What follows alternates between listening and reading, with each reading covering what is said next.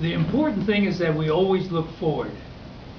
Look forward to what are the opportunities that we have to undertake to make life better for our children, for our friends, for our communities. And but yet you do have to look back in order to make sure that the lessons of the past are the foundation on which you build for the future, so you don't make the same mistakes over and over again. And I am going to personalize this tonight and talk a little bit about what 127,000 people went through, just to illustrate what can happen.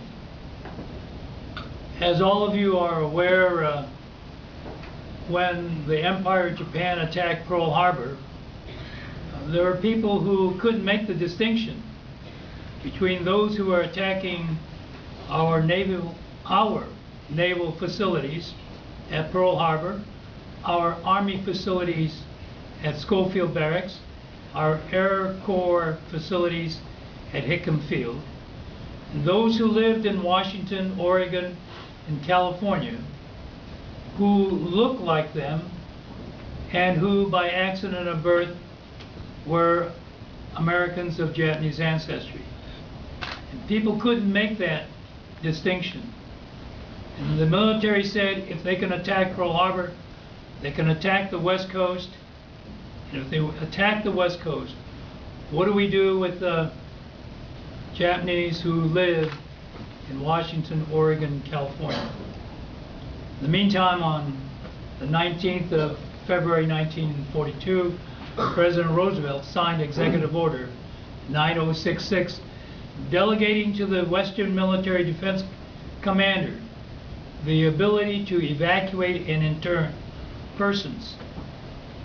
Didn't say German Americans, Italians, Japanese, just said persons.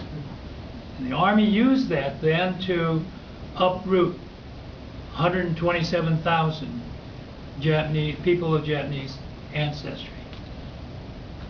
There was no one to turn to.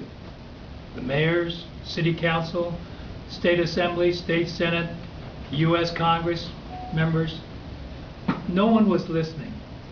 No one would pick up what was happening.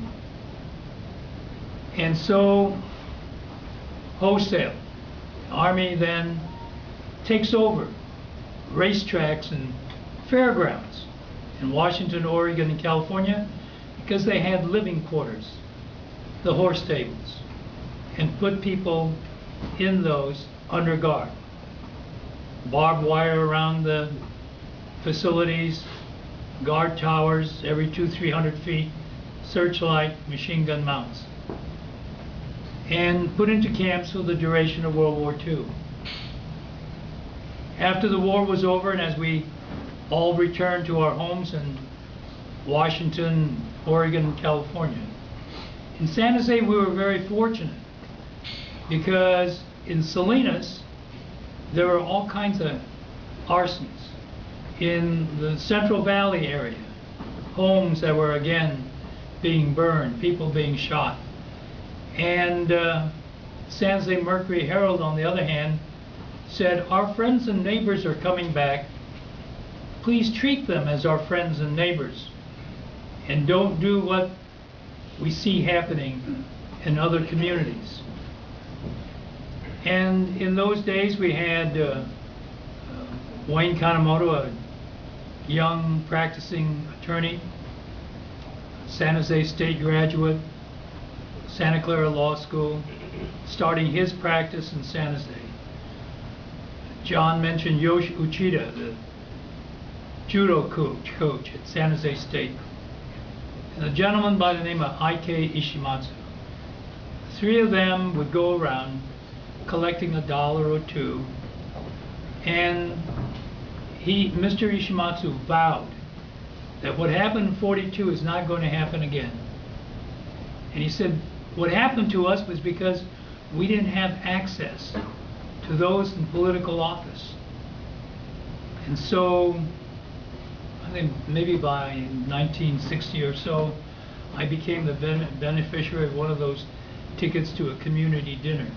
Because what he wanted to do was to have Japanese American faces at community events and encourage young people to participate in community events. His grandson is right here, Bruce Ishimatsu.